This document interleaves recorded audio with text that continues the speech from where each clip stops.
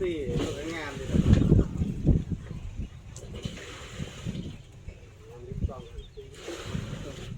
บาทจำนั้นมวยก็จะนั่งนะตามโลบาทบาทบาทกิโลเลยเอาฟรีอย่างหมดนะไงบ้างเนี่ยน่าลุยอ๋อเราตามเรืออะไรนะเลยเห็นตัวพวกไอ้นี่เฮ้ยเห็นไหมอ๋อ